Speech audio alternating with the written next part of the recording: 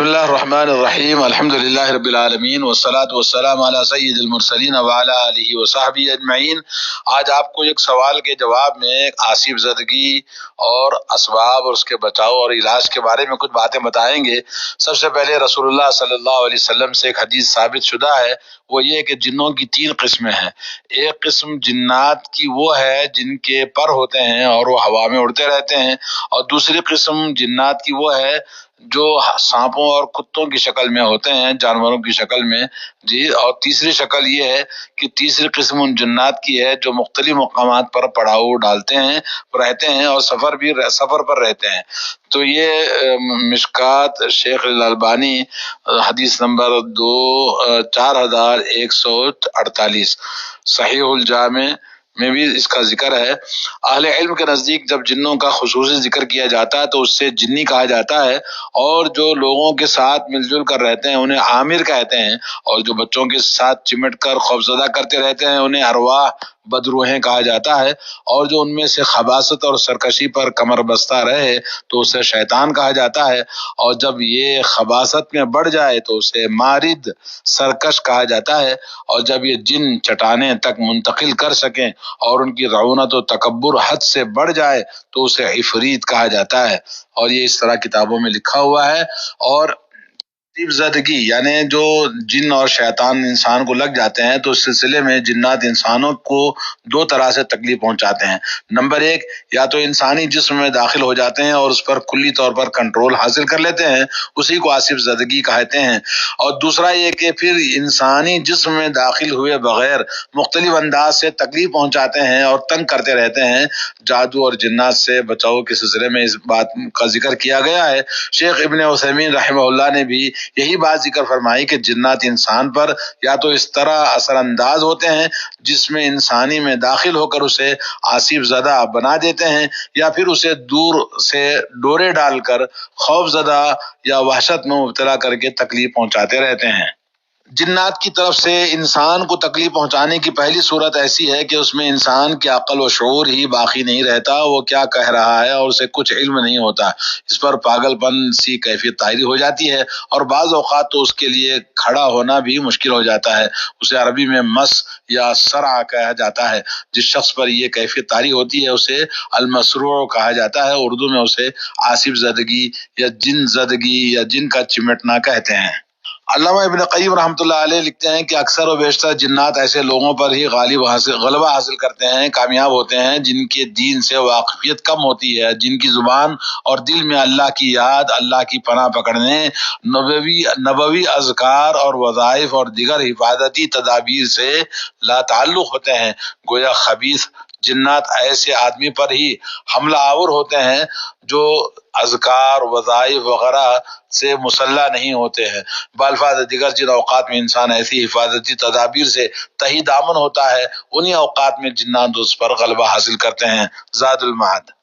کسی کو جن لگا ہوا ہے، آسیب زدگی کی کیا علامت ہوتی ہے؟ تو اس کی علامت 2 طرح کی ہیں، حالت بیداری کی علامات ہیں، حالت نیند کی علامات ہیں۔ حالت بیداری کی علامات کا یہ ہے، نمبر 1، بغیر کسی طبی سبب کے جسم کے کسی حصے میں مسلسل درد رہتا ہے۔ نمبر 2، مختلف اوقات میں دورے پڑتے ہیں اور پاگلوں جیسی کیفیت طاری ہو جاتی ہے۔ نمبر 3، بعض اوقات مریض چیختا چلاتا ہو اور کبھی کبھار جانوروں کی جیسی آوازیں نکالتا ہو۔ نمبر 4، اذان یا تلاوت قرآن سن کر بے چین ہو جاتا ہو۔ نمبر 5، نہ تو صفائی ستھرائی اور پاکیزگی کو پسند کرتا ہو، اور نہ ہی اس کا کسی عبادت اور ریاضت کا کام دل لگتا ہو، یعنی عبادت سے بالکل نفرت کرتا ہے۔ نمبر 6، ہمہ وقت ذہنی پریشانی، سستی اور کاہلی اور شدید غفلت میں مبتلا رہتا ہے۔ اور نمبر 7، بعض اوقات آنکھوں کی یہ کیفیت ہوتی ہے کہ بند آنکھیں کوشش کے باوجود نہ کھلیں، اسی طرح کھلی آنکھیں کوشش کے باوجود بند نہ ہوں۔ تو اس طرح سے یہ کیفیات ہوتی ہیں اس آدمی کی جس پر جن لگا ہوتا ہے، اس کے چہرے سے ہی پتہ چل جاتا ہے کہ اس کے اوپر اثرات ہیں۔ لا حول ولا قوت الا باللہ۔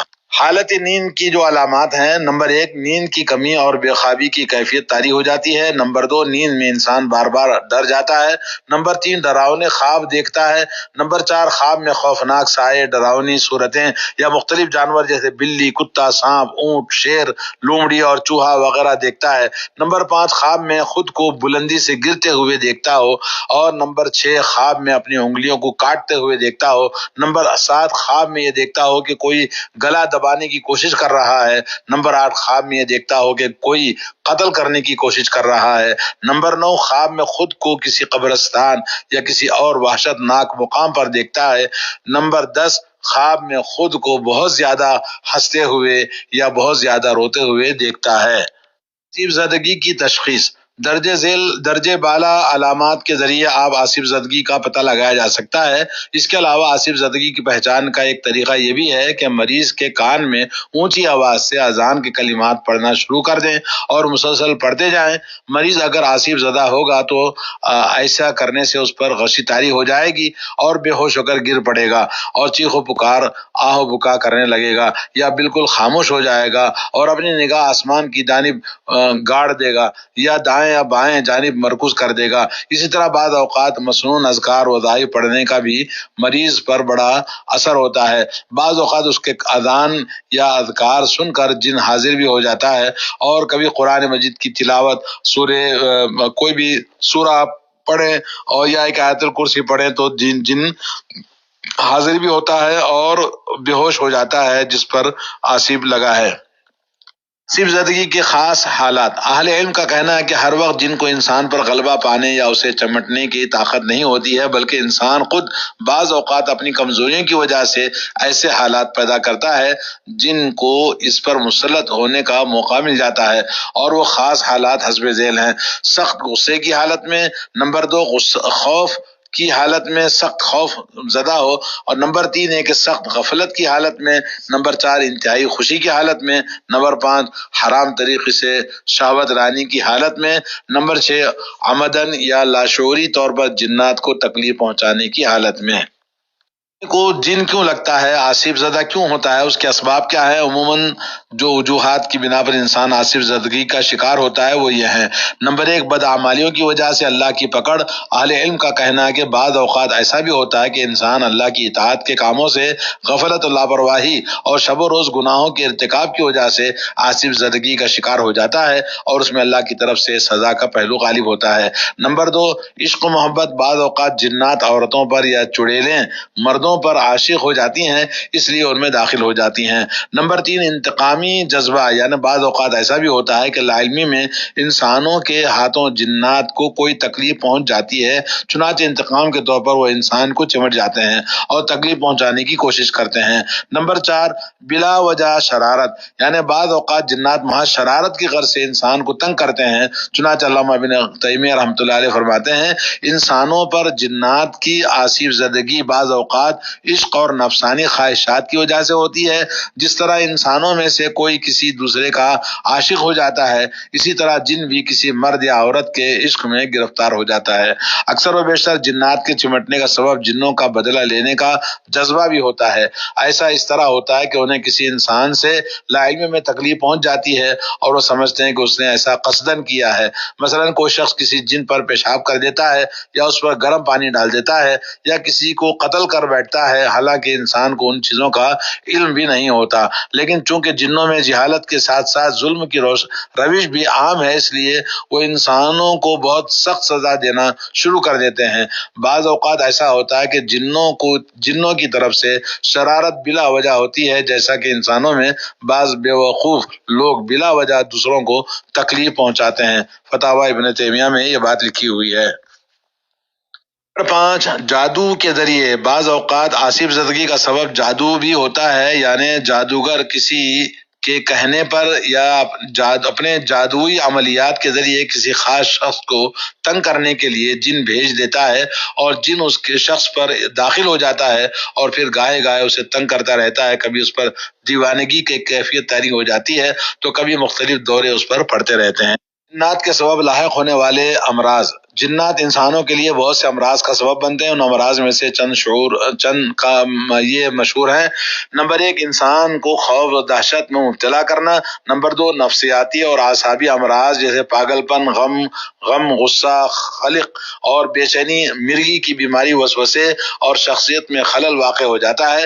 نمبر 3، اعضاء و جوارح کے امراض، یعنی اعضاء و جوارح کو ایسا مرض جس کے علاج سے اطباء قاصر ہوں اور اس کا کوئی طبی سبب ظاہر نہ ہو۔ نمبر 4، نگاہ اچک لینا اور وہم میں مبتلا کر دینا۔ نمبر 6، جنسی امراض جیسے صحبت پر عدم قدرت، صورت انزال وغیرہ۔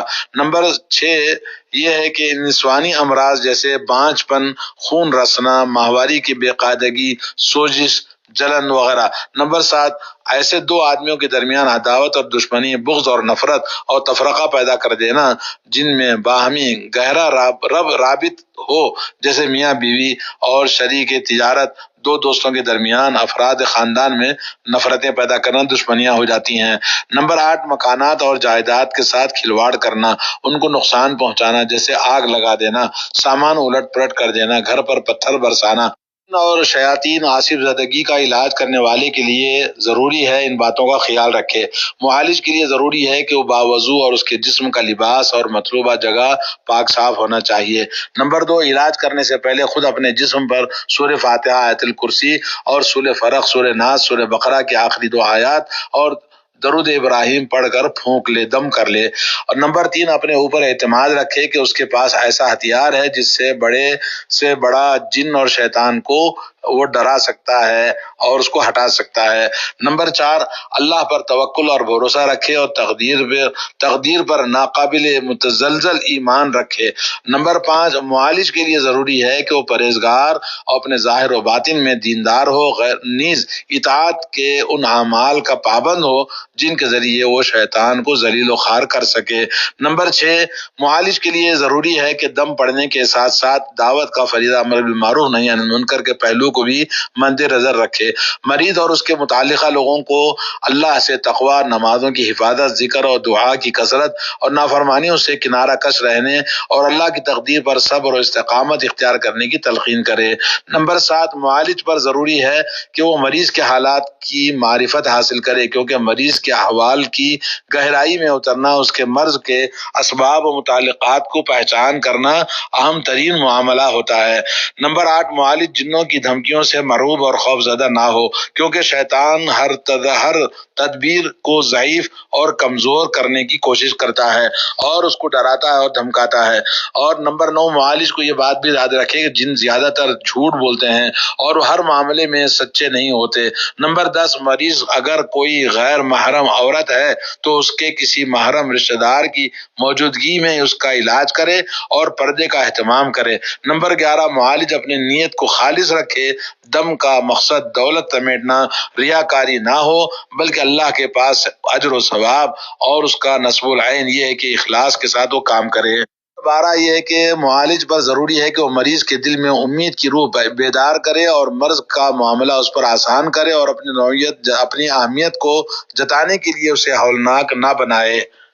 زدگی کا علاج اس طرح سے کیا جا سکتا ہے کہ معالج سب سے پہلے مریض کے کان میں اذان دے، کیونکہ رسول اللہ صلی اللہ علیہ وسلم فرماتے ہیں جب نماز کے لیے اذان ہوتی ہے تو شیطان پیٹ پھیر کر چلا بھاگ جاتا ہے اور عموماً پہلی یا تیسری اذان کے اختتام تک جن بھاگنے کی کوشش کرنے لگے گا، اور اگر ایسا اثرات دکھائی نہ دیں تو 9 اور 11 مرتبہ تک پوری اذان بار بار اونچی آواز سے مریض کے کان میں معالج سنائے۔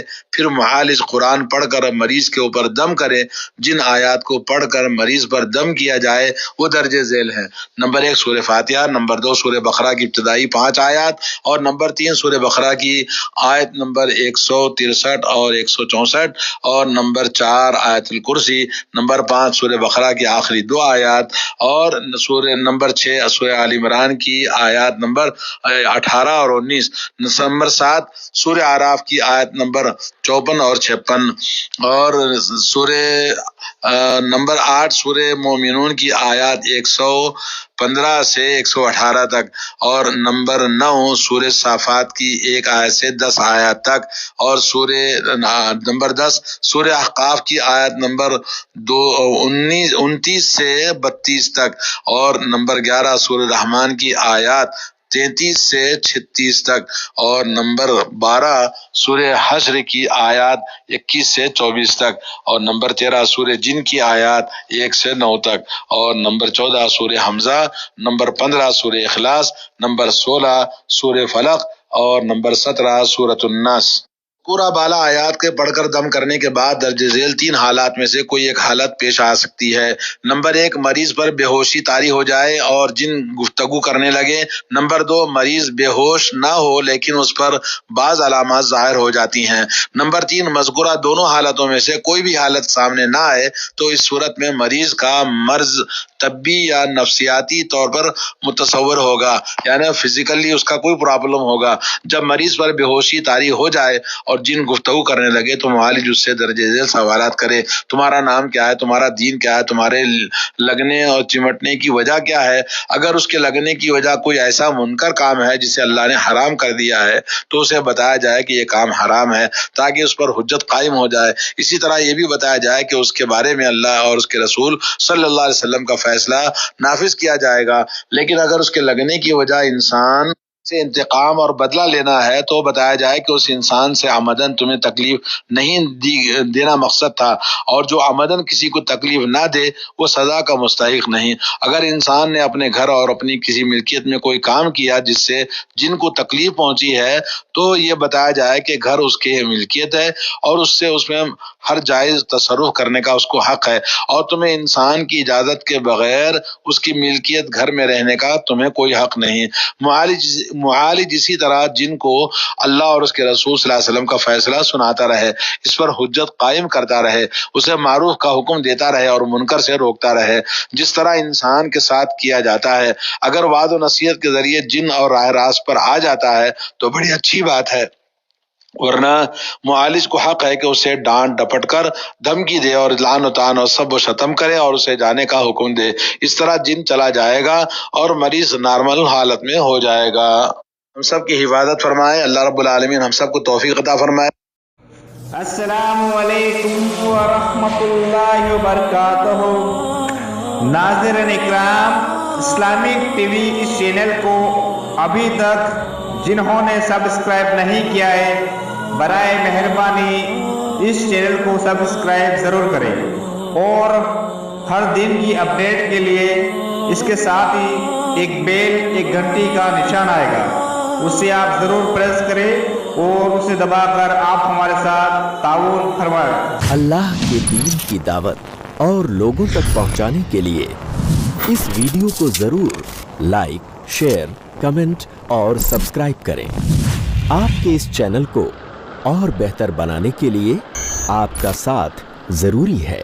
اور مزید ویڈیوز کو دیکھنے کے لیے آپ ہمارے YouTube چینل کو سبسکرائب کریں۔ فجزاکم اللہ خیرا۔